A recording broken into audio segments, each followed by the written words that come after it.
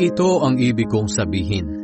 Mayroon na tayo ngayong punong pari na nakaupo sa kanan ng trono ng kataas-taasang Diyos sa langit. Naglilingkod siya bilang punong pari sa pinakabanal na lugar na hindi tao ang gumawa, kundi ang Panginoon mismo. Ang bawat punong pari ay itinalagang mag-alay ng mga handog at kaloob, kaya kailangan na maihandog din ang punong pari natin. Kung nandito pa siya sa lupa, hindi siya maaaring maging pari dahil mayroon ng mga paring nag-aalay ng mga handog ayon sa kautusan. Ang pag-aalay na ginagawa nila ay anino lang ng mga bagay na nangyayari roon sa langit.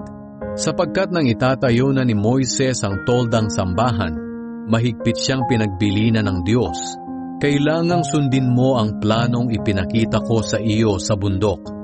Ngunit higit na dakila ang mga gawain ni Jesus bilang punong pari kaysa sa mga gawain ng mga pari, dahil siya ang tagapamagitan ng isang kasunduang higit na mabuti kaysa sa nauna, at nakasalalay ito sa mas mabubuting pangako ng Diyos.